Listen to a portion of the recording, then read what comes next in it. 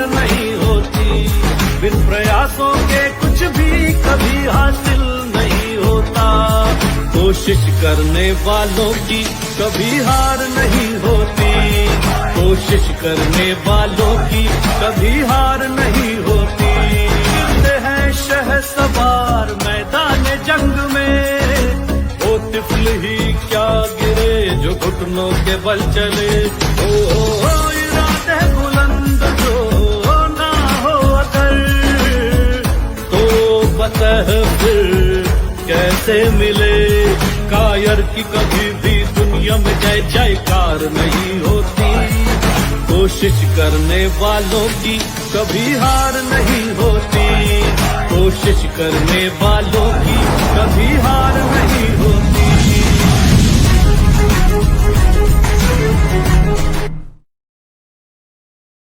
Hi everyone, good afternoon, नमस्ते, सत श्री अकाल, आदाब। Welcome to the RDD show. कोशिश करने वालों की कभी हार नहीं होती। और आप सभी कैसे हो? होप सो आप सभी अच्छे ही होंगे। दोस्तों, आज RDD show 3 years 9 month complete करने जा रहा है। इसके लिए मैं आप सभी को धन्यवाद कहना चाहूंगी। और इस स्पेशल एपिसोड को और भी स्पेशल बनाने हमारे बीच चुनने वाले हैं एक ऐसी शख्सियत जिन्होंने अपनी मेहनत और जुनून से इंडस्ट्री में एक अलग पहचान बनाई है। एक ऐसी शख्सियत जो दिलों में राज करती है। जी हाँ दोस्तों, मैं बात कर रही हूँ ये रिश्ता क्या कहलाता फिल्म रोहित पोद्दार और शिवम खजूरिया जी की। तो दोस्तों, मिलते हैं हमारे आज के कैसे और जानते हैं उनकी इंस्पायरिंग जर्नी के बारे में। Hello, good afternoon sir. Hi. Good afternoon. How are you? I am good and you? I am amazing, awesome. बहुत खुश हूँ और अपने बच्चे के साथ खेल रहा हूँ अभी। Oh wow, hmm. Great sir and welcome to the RTD show. कोशिश करने वालों की कभी हार नहीं होती। और सर, सबसे पहले तो मैं जानना चाहूंगी कि आपकी लाइफ में भी कभी ऐसे मोमेंट्स आए हो जब आपने कोशिश की हो और हार नहीं मानी हो? आ, यार आते ही हैं, रोज आते हैं ऐसे कुछ ना कुछ, क्योंकि इंसान की लाइफ में वो कुछ ना कुछ कोशिश करता ही रहता है। कोई कमाने के लिए कोशिश करता है, कोई प्यार के लिए कोशिश करता है, कोई इज्जत के लिए कोशिश करता है। तो कोशिश तो करते ही रहते हैं, बट मेन पॉइंट ये है कि आप कोशिश करो, लेकिन आपको प्रॉब्लम्स भी बहुत आएंगी। बट आप उन प्रॉब्लम्स से डरो मत, भागो मत, आप करते रहो। मतलब वो जर्नी जो है ना आपकी, कंटिन्यू रखो। तो ऑब्वियसली फिर कोशिश करने वालों की हार कभी नहीं होगी। बिल्कुल सर, बिल्कुल हम्म। सही कहा है। स्पेशली अगर मैं इंडस्ट्री की बात करूँ, तो बहुत कोशिशें करनी पड़ती है। और स्पेशली अगर मुंबई की बात करूँ, तो आई थिंक अब तो पूरे वर्ल्ड से लोग आते हैं। जी और जी जी। आपने जो पहचान बनाई, बहुत ही कम समय में आपने एक अलग छाप छोड़ी है। उसके बारे में भी हम सही। जानना चाहेंगे, लेकिन सर, हम्म। सबसे पहले मैं आपको आपके बचपन की ओर ले जाना चाहूँगी। देहरादून, आपका बचपन कैसा रहा है और एक्टिंग के प्रति आपका रुझान? जी। मेरा जो बचपन है बेसिकली वो जम्मू में भी था। देहरादून में बाद में आया। सबसे पहले मैं जम्मू में रहा। जम्मू में मैं दिल्ली पब्लिक स्कूल में पढ़ा और बहुत अच्छा बचपन रहा। अभी भी मेरे सारे जो मेरे करीबी दोस्त हैं सब वहीं के हैं और बहुत मज़ा किया। जैसे एक नॉटी बच्चा होता है वैसा वैसा मैं था। पढ़ाई में भी ठीक ठाक था और बहुत मज़े किए। क्रिकेट बहुत खेलता था। मतलब खेलना कूदना, स्कूल जाना, फिर दोस्तों के साथ मस्ती करना। तो ये मेरी लाइफ रही है, बहुत हैपनिंग लाइफ रही है, बहुत अच्छे से मैंने ज़िंदगी जी है। और फिर मैं उसके बाद कॉलेज गया। तो कॉलेज में Dehradun university of petroleum and energy studies में मेरी मुझे एडमिशन मिली। और फिर मेरी जवानी वाला दौर आया। फिर जवानी के दौर में भी मैंने बहुत मज़े किए। बहुत अच्छे से पढ़ाई में थोड़ा ढीला हो गया। फिर वो कहते हैं ना, हवा लग गई नई नई जगह जाके, वो वैसा हो गया थोड़ा। पढ़ाई में थोड़ा जी। ढीला हो गया, लेकिन मज़ा बहुत किया। दोस्त बहुत बनाए अपने। डेट किया लोगों को और सब कुछ किया। मतलब लाइफ में ना, मतलब अगर मैं अपनी लाइफ में पीछे जाके बोलूँ कि एनी रिग्रेट्स, तो वैसा नो रिग्रेट्स वाला सीन होगा। तो मतलब मैंने हर चीज को देखा, अच्छी बुरी सब सब। मतलब एक तरह से ना कंटेंट हूँ लाइफ में वैसा। और तो सर, अभी जो भी मैं जवान ही एक्टिंग। हूँ वैसे। यस। जी जी, हाँ, अभी भी बिल्कुल सर। जवान ही हूँ, अभी भी जिंदगी चल रही है, कायम है। और जी जी। देखते हैं अभी आगे क्या क्या करता हूँ। जी, जी, बिल्कुल सर।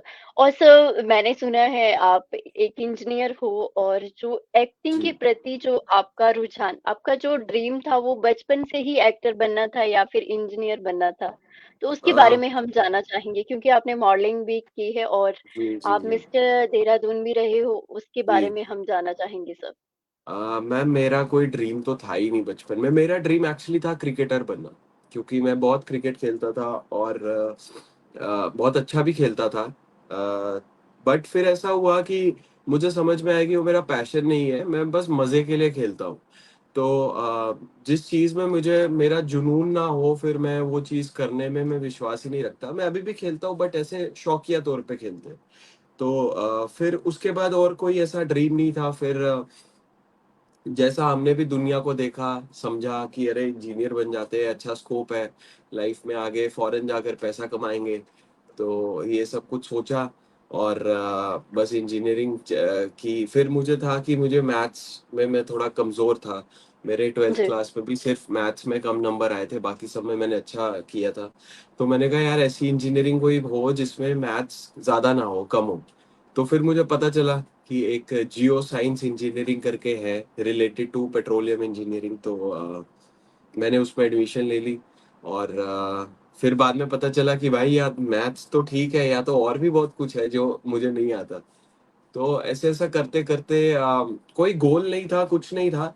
बस ये था कि मैंने जब मुझे 3rd ईयर के आस-पास जब मुझे रियलाइज़ हुआ कि यार मैं नहीं कर पा रहा हूँ, मैं I am not made for this. I think engineering मेरे लिए बहुत मुश्किल हो रही है और बहुत ज़्यादा मतलब मेरे अंदर वो काबिलियत नहीं है करने के लिए। तो फिर मैंने सोचा कि फिर एट अ पॉइंट मैं सोच रहा था कि मैं उसको छोड़ के मैं कुछ और करूँ, किसी और चीज़ में जाऊँ। बट फिर मैंने सोचा कि यार अगर एक चीज़ जो मुझे पसंद नहीं आ रही है और अगर मैं उसको भी पूरा कर लूँ, तो जो चीज़ मुझे पसंद आएगी उसे अगर मैं उसे कितना अच्छा फिर पूरा तरीके से करूँगा। फिर मैंने उसे पूरा किया। अच्छे पास भी ठीक-ठाक मार्क्स से हो गया और बस फिर उसके बाद मैंने सोचा कि यार अभी ठीक है, जो अभी मैं उस पे फ़ोकस करूँ जो मेरा इंटरेस्ट है, जिस पे मुझे मन है और वो मैं कितने अच्छे से करूँगा, तो बस वही करने की कोशिश कर रहा हूँ। जी, जी। और सच में आप बहुत ही अच्छा काम कर रहे हो सर। तो सबसे जो फर्स्ट आपका जो प्रोजेक्ट था सर, वो मैंने बहुत चीज़ें की है।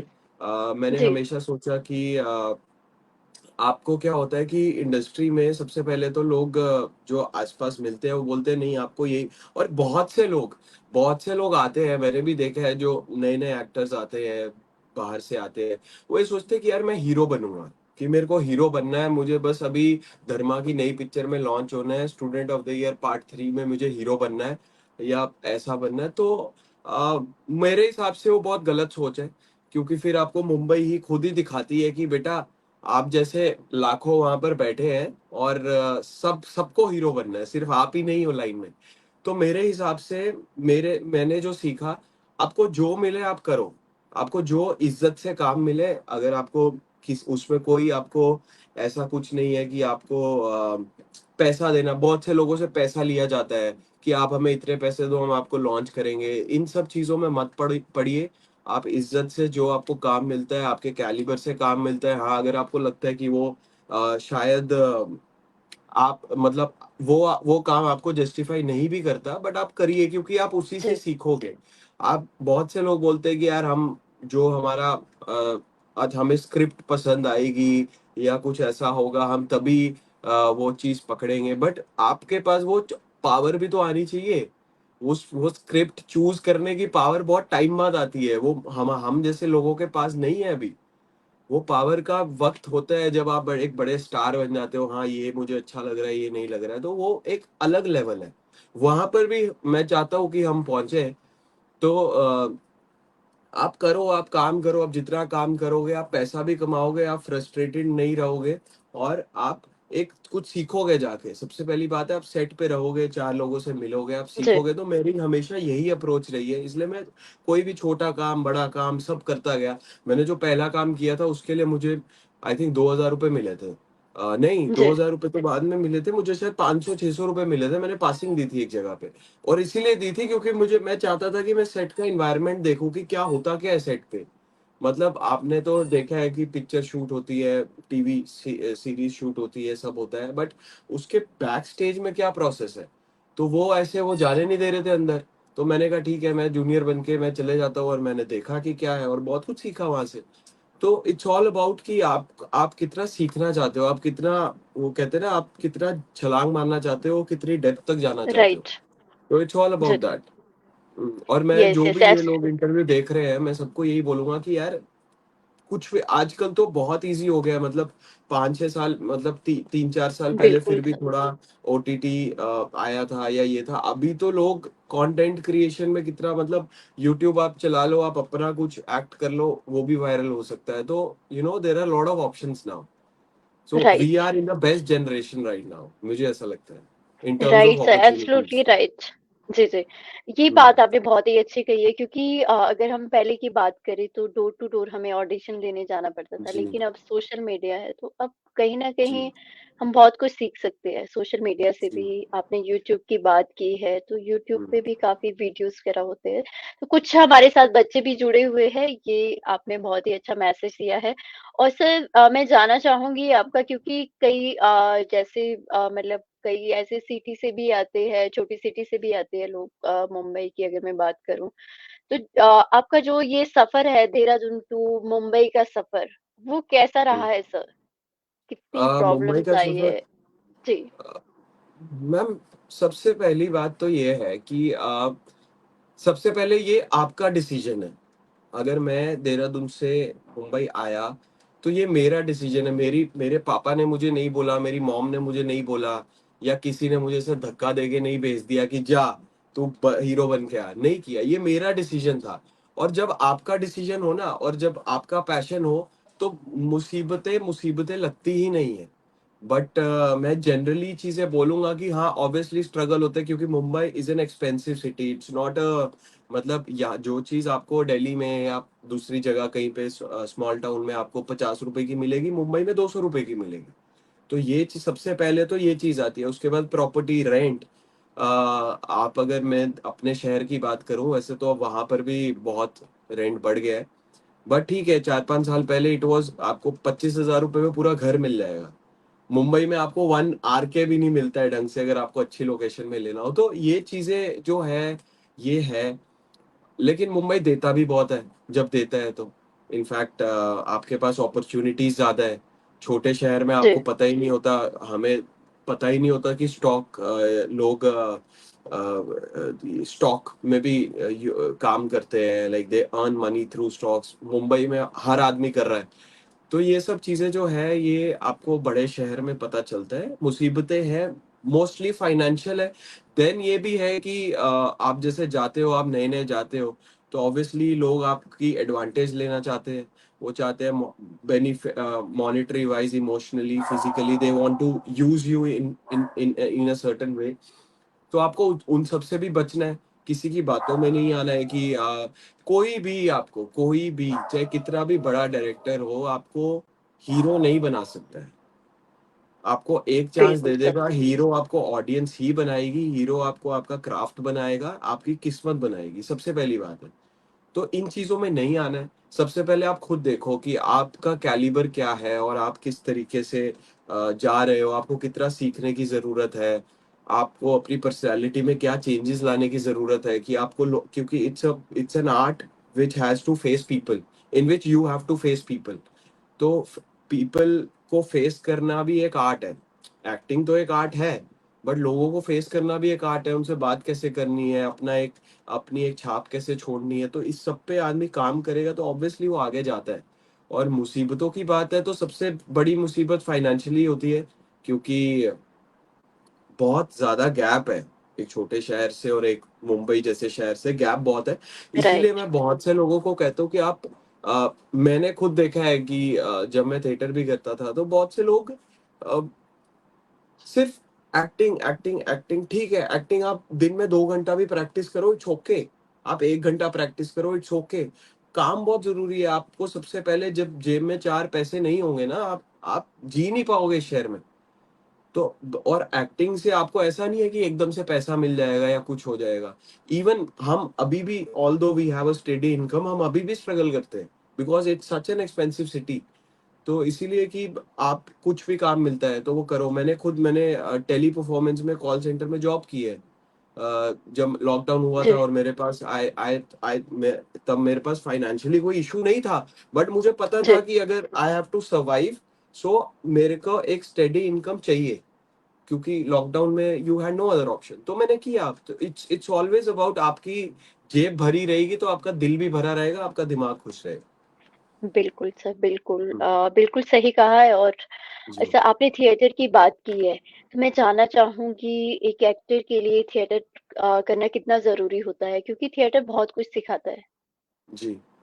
मैम, मैं इस पे सिर्फ थिएटर को नहीं कहूँगा, चाहे कोई भी वर्कशॉप हो गई, या आप एक इवन मूवीज देखना, अच्छी मूवीज देखना, सीखना। बेसिकली द पॉइंट इज कि आपको प्रोसेस में रहना है। बेसिकली आपको हमेशा सीखते रहना है, हमेशा ऑब्जर्वेंट मोड पे रहना है। हम क्या करते हैं, दुनिया को ना हमेशा सिखाने चलते हैं। जो कोई भी आप मैक्सिमम इंसान देखना, वो दुनिया को बस ये मैं ये सिखा दूंगा, मैं ये कर दूंगा, मैं वो कर दूंगा। तो पहले उसको हटा के 99.9% आपको सिर्फ ग्रास्प करनी है चीजें। अगर आपको एक्टर बनना है तो आपको सब सब कुछ सीखना है। हाँ, वो क्यों कर रहा है, वैसा क्यों हो रहा है, ये क्यों हो रहा है। मतलब जस्ट ऑब्जर्व थिंग्स, डोंट जज थिंग्स, ऑब्जर्व थिंग्स। और उसके बाद theatre is like a practice. क्योंकि आप जिंदगी में अगर आप कुछ नहीं कर रहे, आप घर पे बैठे हो, तो आप डेली कहाँ वो प्रैक्टिस करोगे, कहाँ अपने डायलॉग्स की प्रैक्टिस करोगे, कहाँ आप अपने जैसे लोगों से मिलोगे। तो वो एक जगह है जहाँ पर आप अपने, फिर कई बहुत से लोगों को स्टेज फियर होता है। आप कहाँ 50 लोगों के बीच में खड़े होके आप घर पे तो नहीं बोल सकते। घर पे तो आप अपने यस, ज्यादा से ज्यादा आप अपनी फैमिली के सामने डायलॉग बोल सकते हो। बट आपको दुनिया के सामने बोलना है तो आई थिंक थिएटर से अच्छी जगह क्या होगी, या कोई भी ऐसी जगह होगी जहाँ पर आपको एक्सपोजर मिले। तो इसीलिए theatre, right, workshops, yes, schools में मैं कभी एक्टिंग स्कूल में नहीं गया तो मुझे पता नहीं वहाँ होता क्या है। तो बट वर्कशॉप्स मैंने की है, थिएटर मैंने थोड़ा बहुत किया है, तो उसके अपने एक्सपीरियंस को लेके मैं बोल सकता हूँ कि ऑब्वियसली आप अच्छे आपके बजट में जो चीज़ बैठती है तो आप उसको जाइए, एक्सप्लोर कीजिए और आप कुछ सीख रहे हैं। अभी जैसे मैं 15 दिन के लिए एक वर्कशॉप में गया था केरला में, नातना केराली। तो जी, मैंने वैसे पहले भी वर्कशॉप किए, सब किए, बट वो एक इतना अलग एक्सपीरियंस था।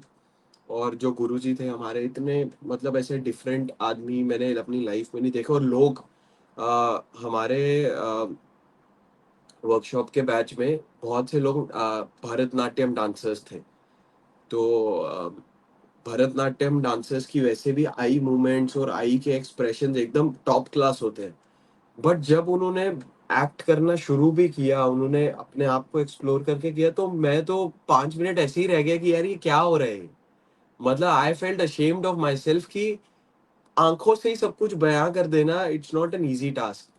तो इतना टैलेंट है हमारे देश में। और मतलब बस यार, वो क्यों, अगर मैं वहां जाता नहीं तो मुझे वो समझ ही नहीं आता, मैं सीख ही नहीं पाता। तो ये चीजें आप राइट, दूसरों को देख के भी इंस्पायर होते हो। तो वही मेरी जी, सबसे जी, बड़ी चीज है, और वही मैं हमेशा सीखना चाहता हूँ कि मैं दूसरों से कैसे इंस्पायर हूँ। और ये बहुत जरूरी है यार। मतलब आपको रियाज जो है वो करना बहुत जरूरी है। मैं ये नहीं बोलूंगा बिल्कुल, कि आप दिन में सुबह 5 बजे उठ के आप ये करो। मैं खुद नहीं करता। सिंपल सी बात है, आप सुबह 5 बजे उठ के ही ऐसे करो, वैसे करो, ये करो, वो करो, बट बिल्कुल सिंपल रखने के लिए just be in the process. अपनी आंखें, कान, नाक, अपनी इंद्रियों को खुला रखो, बस यही सबसे इंपॉर्टेंट है। ये लाइफ में भी इंपॉर्टेंट है। राइट। हम्म, यस, एब्सोल्युटली राइट सर, बिल्कुल सही कहा है। क्योंकि आजकल की अगर हम जनरेशन की बात करें तो आजकल हम शॉर्टकट अपनाना चाहते हैं, स्टार बनना जी चाहते हैं। जी। अ, और तभी भी नहीं बन पाते। 99.9% नहीं बन पाते। जिसकी किस्मत में होगा वही बन पाएगा। बट मैक्सिमम लोग नहीं बन पाते। आपको अपने आप पे काम करना बहुत जरूरी है। और ऐसा नहीं है मैं बोल रहा हूँ तो मैंने कर लिया है, मैंने भी नहीं किया है, मैं भी कर ही रहा हूँ। But at least you have to be in the process, and time लगेगा, आप हमेशा करते ही रहोगे, लाइफ लॉन्ग प्रोसेस है। बस आप इस प्रोसेस में रहो तो कुछ ना कुछ एक, एटलीस्ट मैं अगर मैं कोई सीन करता हूँ, एटलीस्ट मेरी सेल्फ जजमेंट तो रहेगी ना कि यार मैंने अच्छा किया, नहीं किया, या मैंने उसको दिया जो देना चाहिए सीन को, या नहीं दिया। तो वो बहुत जरूरी है। आप मतलब फ्री का कुछ भी नहीं खाना चाहिए ना। अगर आप अपने प्रोड्यूसर से पैसे ले रहे हो तो आपको अपने टैलेंट से जस्टिफाई करना पड़ेगा। ये राइट। बहुत जरूरी और सर आपने सीरियल की बात करूँ मौले की मन सुंदर, उसमें भी आपने बहुत ही अच्छा काम किया है। मन सुंदर में आई थिंक निहार का आपने कैरेक्टर प्ले जी, किया है। जी, जी। जी, जी, तो उसके बारे में भी हम जानना चाहेंगे और ये रिश्ता क्या कहलाता है, जी। उसके बारे मॉल्की में जो भी था हम मेरा, जानना। जी, हाँ, मेरा डेब्यू एक तरह से टीवी डेब्यू था। बट अनफॉर्चुनेटली वो शायद कैरेक्टर ही उन्होंने 5-6 दिन बाद उन्होंने स्क्रैप कर दिया था, मे बी कुछ होगा। तो मुझे बड़ा दुख हुआ था यार कि पहली बात आपका डेब्यू हो रहा है बालाजी प्रोडक्शंस में, और एकता मैम के साथ आपको डेब्यू दिया जा रहा है। तो मैं बड़ा खुश था, और मेरा कैरेक्टर भी थोड़ा सा एक नेगेटिव शेड में था। मुझे एक्चुअली में मेरा पर्सनल चॉइस हमेशा ही रहती है थोड़ा सा नेगेटिव शेड में, मुझे बहुत मजा आता है वो करने में। तो बट वो शुरू होते ही खत्म हो गया, पता ही नहीं चला। और फिर उसके बाद लॉकडाउन हो गया। अ, फिर मैंने सोचा कि अब क्या करें। अभी फिर मुझे कॉल आया है कोऑर्डिनेटर का कि अच्छा ये ऑडिशन है, ये शो बन रहा है। तो फिर मैंने उसका ऑडिशन दिया मन सुंदर। 2-3 महीने बाद जाके I I got a call again कि आप मॉक शूट पे आओ, ये सब करो। तो फिर मॉक शूट दिया, तब वहाँ मैं हमारी श्रुति आनंद से मिला। और फिर हमने मॉक शूट दिया, सब हो गया, and then I got a call कि आप आ जाओ शूटिंग पे। तो वो एक्सपीरियंस बहुत अच्छा था। मैं भी नया था, श्रुति भी नई थी। और हमारे जो डायरेक्टर साहब थे फ़हीम सर, उन्होंने बहुत बहुत अच्छे तरीके से सिखाया। और जो हमारी प्रोडक्शन थी पैनोरमा प्रोडक्शन बहुत कूल है। बहुत सुजाना मैम बहुत अच्छे से, मतलब एकदम कोई उनका वो there is no air about her, कि ऐसे ये वो, मतलब वो डरा के ये ऐसा कुछ रखे। हम नए नए बच्चे थे, हमें कुछ इतना वैसे ही नहीं था कि यार क्या होगा क्या नहीं होगा। तो बहुत अच्छा एक मतलब जो एटमॉस्फेयर था वो बहुत अच्छा मिला। ये इस चीज के लिए मैं लकी बोलता हूँ अपने आप को, क्योंकि एक देखा जाए तो मेरा फर्स्ट शो मन सुंदर ही था जिसमें मैंने सब कुछ सीखा। तो जी, और चैनल ने भी बहुत सपोर्ट किया। बट क्या था मन सुंदर में ना, हमारे पे प्रेशर बहुत रहता था, क्योंकि 7 डे टेलीकास्ट शुरू में यस, शायद 6 डेज था, उसके बाद 7 डे टेलीकास्ट हो गया था। और फिर बहुत कट टू कट चलते थे हम। लाइक हम अगर 2 बजे सीन शूट कर रहे हैं, वही 8:30 बजे टेलीकास्ट हो रहा है। तो इस लेवल तक का वो था, बट इतने प्रेशर में भी इतना काम किया और सब कुछ सीखा उस वहीं से, मतलब सब कुछ सीखा। और मतलब मैं आज भी श्रुति के साथ जोक करता हूँ कि यार हमने मनसुंदर में काम कर लिया ना, अब हमारे लिए हर चीज आसान है। मतलब अभी जी, कोई स्ट्रेसफुल चीज हो नहीं सकती, तो we joke around with that. But यार वो भी बहुत मेहनती लड़की है, बहुत उसने बहुत ग्रो किया, बहुत सीखा। वो भी छोटे शहर से आती है। और मस्ती मजाक में हमारे डे ऑलमोस्ट 2 साल हमारे कट गए खुशी खुशी। और हमारी जो विदाई भी हुई शो से, जो सबसे बड़ी चीज जी, होती है, जो विदाई होती है वो बड़ी खट्टी रहती है।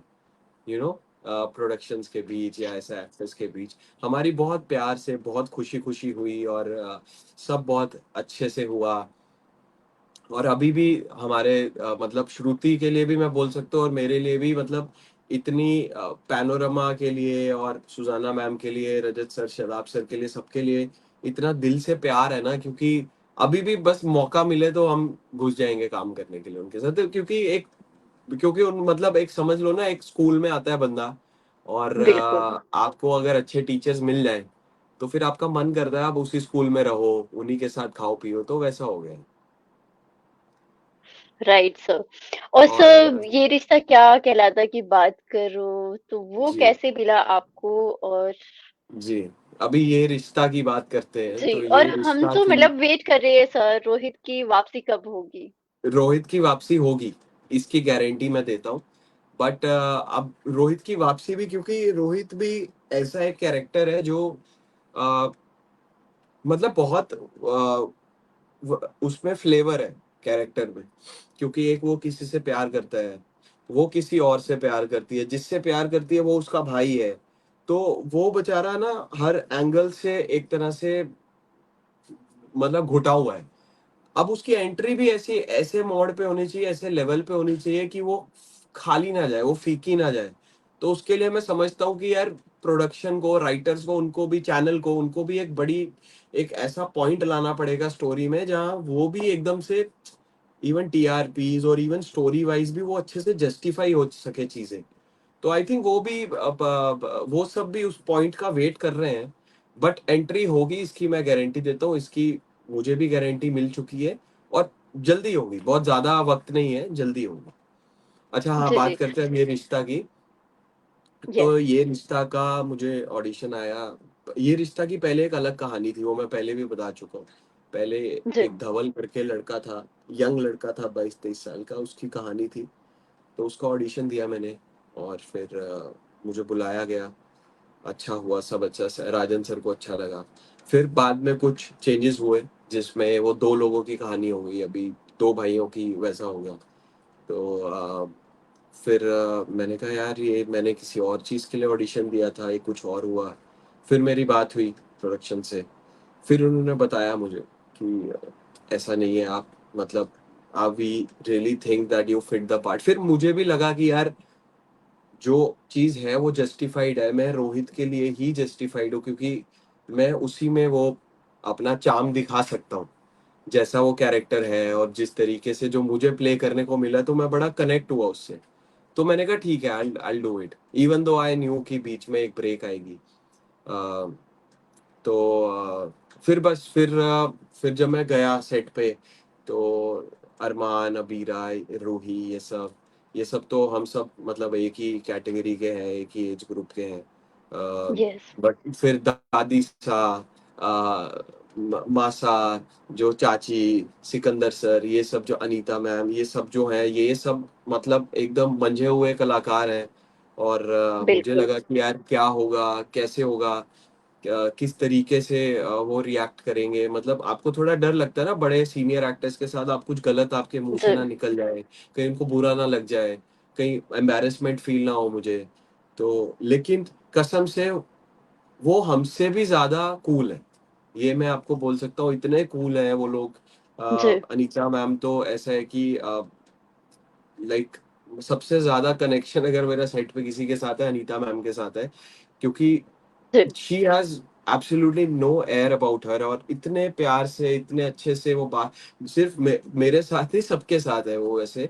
और जी। बस यार आपको और क्या चाहिए, अगर आपको ऐसे लोग मिले और सीन के टाइम पे एकदम फोकस्ड, एकदम मजाक जब हो गया, जब सीन है तो एकदम फोकस। तो ये क्वालिटीज जो होती है, ये एक एक्टर में होती है। तो शी इज एन एक्टर, मैं बोलूंगा तो और देयर इज नो इनसिक्योरिटी। अब अपना, अगर मैं किसी को कंपटीशन में मानता हूँ ना अपने प्रोजेक्ट में, मैं उनको मानता हूँ एज अ हेल्दी कंपटीशन, कि यार ये मैम ने बड़ा अच्छा सीन किया, भी मुझे इससे अच्छा करना है। तो वो चीजें मतलब पंप करती है आपको और अच्छा करने के लिए। और अ, बहुत अच्छी इन्वायरमेंट है यार ये क्योंकि आपने मीडिया में भी बहुत कुछ सुना होगा कि कंट्रोवर्सीज जी। में रहा है शो, ये चीजें चलिए, 15 साल यस। शो है तो ऑब्वियसली कुछ ना कुछ तो निकल के आता है। बट ऐसा कुछ भी नहीं है यार, कुछ भी नहीं है। इतने अच्छे लोग हैं सब, इतने अच्छे से बात करते हैं, इतने प्यार से रहते हैं, पता नहीं क्यों है, मुझे तो समझ ही नहीं है। मेरे साथ तो बहुत अच्छे हैं।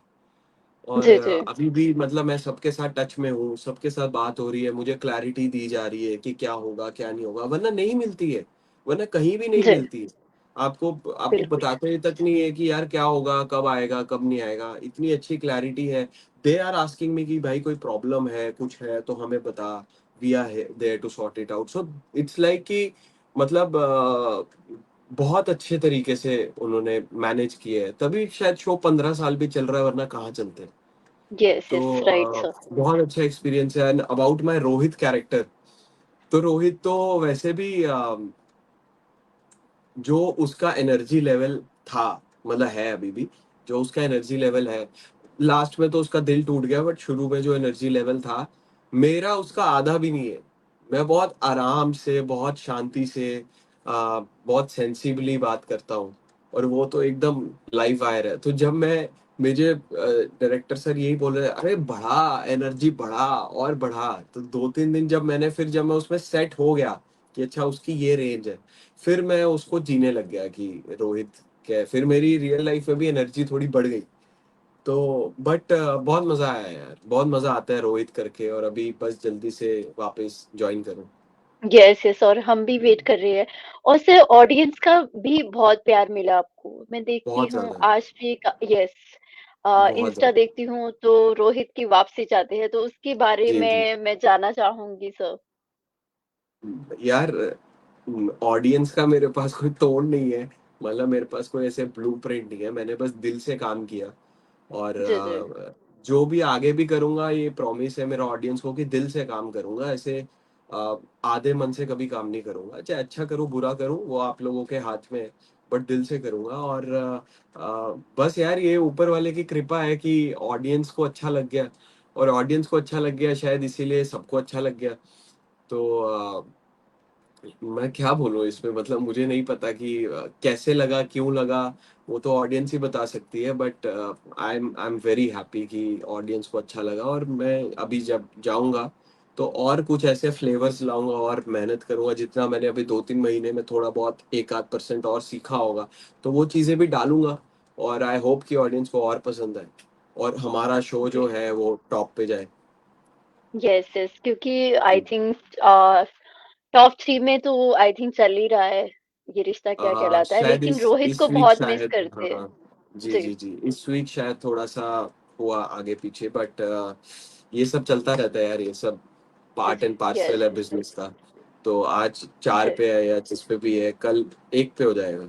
आई होप कि अगर मैं अपनी तरफ से इतनी मेहनत करूंगा कि वो 4 या 3 से मैं 1 पे ला सकूं, मैं वो बाकी मेरे हाथ में नहीं है, बट मैं अपने दिल से मेहनत करूंगा, बाकी लेट्स सी।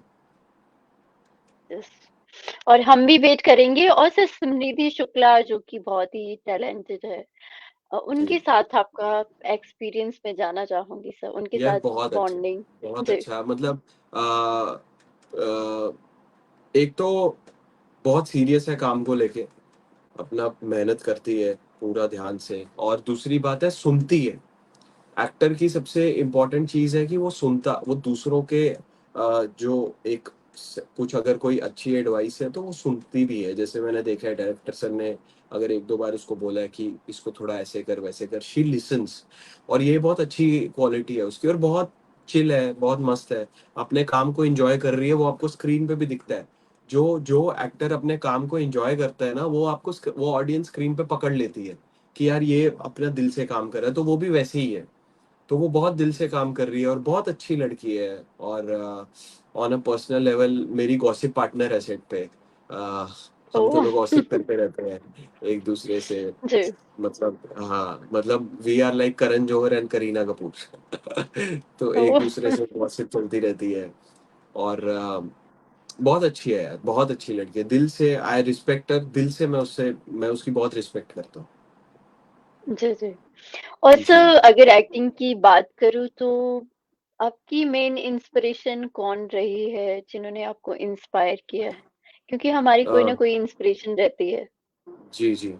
मुझे के मेनन साहब ने बहुत इंस्पायर किया है। मुझे इरफान सर ने बहुत इंस्पायर किया था। मुझे रणबीर कपूर बहुत इंस्पायर करते हैं। मुझे क्रिश्चियन बेल तो बहुत ही ज़्यादा इंस्पायर करते हैं। मैं अगर 10% भी वैसा काम कर सकूँ तो मुझे नहीं लगता, मतलब मेरी लाइफ वर्थ हो जाएगी। मुझे उम, टॉम क्रूज भी बहुत इंस्पायर करते हैं इन टर्म्स ऑफ हिज डेडिकेशन, कि एक इंसान 60 साल से ऊपर है, आई थिंक वो more than 60 he is now Tom cruise, और अभी भी अपने स्टंट करते हैं यार, और ऐसे स्टंट करते हैं जो आपने, मतलब आप मिशन इम्पॉसिबल देखो, आप कोई मूवी उसका मैच ही नहीं कर सकती, और अपने स्टंट्स खुद कर रहा है एक इंसान, तो वो क्या लेवल होगा डेडिकेशन का। मतलब ऐसा तो नहीं है he can't afford a stunt man और a body double, but he does on his own, so what's better than that. और और कौन इंस्पायर करता है? बेसिकली मैं एक्टर्स से ज्यादा ना, मुझे परफॉर्मेंसेस इंस्पायर करती है, लाइक कोई मूवी की कोई ऐसी परफॉर्मेंस अच्छी लगी हो, तो वो, मतलब मैं ऐसे ब्लाइंडली एक्टर को फॉलो नहीं करता, क्योंकि हर एक्टर की एक अच्छी परफॉर्मेंस होती है, खराब होती है। यस। तो हाँ, तो मैं कंटेंट को या उसकी परफॉर्मेंस को अप्रिशिएट करता हूँ। जैसे एनिमल में अभी रणबीर कपूर की जो परफॉर्मेंस थी, आई लव्ड इट, मतलब चाहे मूवी कैसी भी हो, इट वाज, मेरे हिसाब से बहुत लंबी पिक्चर थी। थोड़ी एक मतलब कुछ स्टोरी भी कुछ आउट ऑफ द बॉक्स नहीं थी, बट जो जो परफॉर्मेंसेस थी बॉबी देओल की, मतलब जो परफॉर्मेंसेस थी ना, that kept you glued to the screen. और जो कन्विक्शन थी डायरेक्टर की कि मतलब चाहे उसमें कोई वैसा नहीं है कि आउट ऑफ द बॉक्स कुछ नहीं है, बट जो एक कन्विक्शन है डायरेक्टर की, वो आप देख सकते हो बंदे ने दिल से पिक्चर बनाई है। तो वैसा, तो वैसी चीजें परफॉर्मेंसेस या एक कन्विक्शन, वो चीजें अट्रैक्ट ज्यादा करती है, मतलब उसका फैन बन जाता हूँ मैं, वो इंस्पायर करती है। जी। और सर इसके अलावा अगर मैं हॉबीज की बात करूँ तो आपकी क्या-क्या हॉबीज है? यार मुझे घूमना बहुत पसंद है। अभी जैसे जो लोग मेरे मेरे इंस्टाग्राम में मुझे फॉलो करते होंगे वो देख भी रहे होंगे मैं जब से मेरा ब्रेक है मैं तब से घूम ही रहा हूँ। एंड एक्चुअली मैं घूम ही रहा हूँ, 8-10 जगह घूम के आ चुका हूँ। और बस यही यार, घूमना पसंद है, क्रिकेट खेलना पसंद है फ्री टाइम में। और बस टाइम स्पेंड करना, कुछ नया देखना। बेसिकली अगर मैं फ्री हूँ तो मैं ट्रैवल ही कर रहा हूँ। खाना खाना तो मुझे बहुत ही पसंद है, आप मुझे कुछ भी खिला दो। हाँ, बट ठीक है, उतना ज्यादा नहीं खाता, बट थोड़ा थोड़ा सब खाता हूँ, वैसा। Thank you so much sir. और सर जाते-जाते क्या मैसेज देना चाहोगे आप हमारे ऑडियंस को, स्पेशली जो इंडस्ट्री में आना चाहते हैं उन्हें सर? यार जो इंडस्ट्री में आना चाहते हैं, सबसे पहले तो अपनी पढ़ाई पूरी करो। ये मेरा, पता नहीं और कोई देता होगा या नहीं, मैं दूंगा कि एटलीस्ट एक बेसिक एजुकेशन अपनी कंप्लीट कीजिए, क्योंकि आपको बहुत कुछ सिखाती है। It's just not about acting, it's about a lot of other things that you gain from your college, from your school, wherever you study. बहुत ज़रूरी है, और लाइफ में बहुत ज़रूरी है। और दूसरी बात है कि फियरलेस रहो, ज़्यादा डरने का नहीं है किसी से। और don't go for shortcuts, don't go, time लगेगा ठीक है, एटलीस्ट अपने आप से खुश रहो यार, कि जितने में आपको जो मिल रहा है, जहाँ मिल रहा है आप, और सीखो। और जितना आप सीख सकते हो, जितना ग्रूम कर सकते हो अपने आप को, करो, इन terms of your acting capabilities also. क्योंकि इन द एंड काम तो वही आएगी, आपका एक्टिंग ही तो काम आएगी आप पे। एटलीस्ट 80% तो एक्टिंग ही है। ये चीज़ों पे ध्यान दो। और ये चीज़ थोड़ा दिमाग से हटाओ कि यार मैं तो बस जाके स्टार बन जाऊंगा, ये हो जाएगा। तो वैसा मत सोचो, थोड़ा बी रियलिस्टिक ऑल्सो।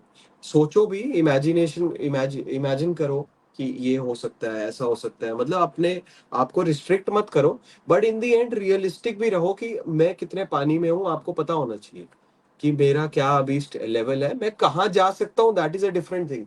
बट अभी मेरा क्या लेवल है, you should know that. Don't procrastinate. तो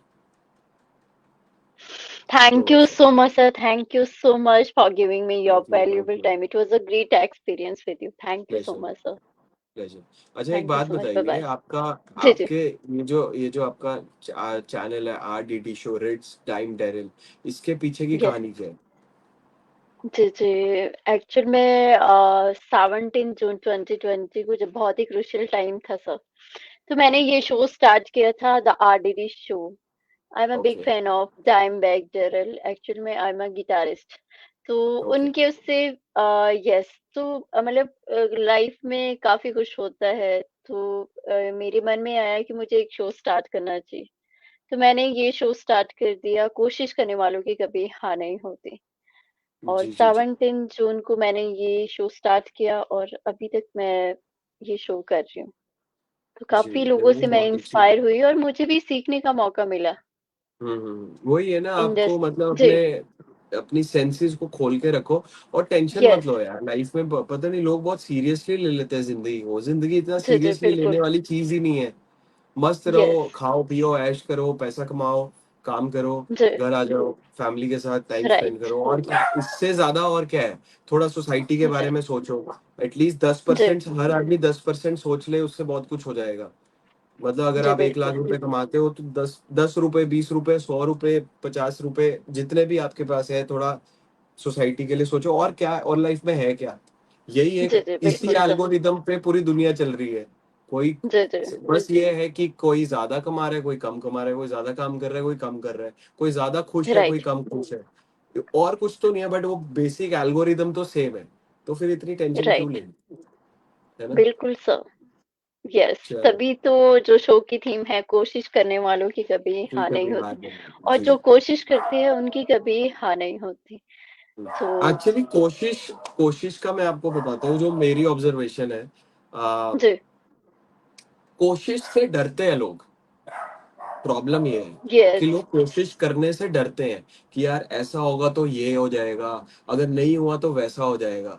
तो इसलिए कह रहा हूँ, लाइफ को सीरियसली लो ही मत, सीधा करो ना कोशिश। मतलब कोशिश भी एक ऐसा स्ट्रांग वर्ड है ना कि आपको, मतलब एक मन में बहुत से लोगों के वो आ जाते कि यार, मतलब कोशिश करो, क्या करो, बस करते रहो ना, करते रहो, जीते रहो, एंजॉय करो, कोशिश अपने आप ही होती रहेगी। ठीक है। एब्सोल्युटली राइट सर, जी जी। यस, बिल्कुल सही कहा है, और स्पेशली जो आज की जनरेशन है, उनके लिए बहुत ही अच्छा जी मैसेज दिया है सर आपने।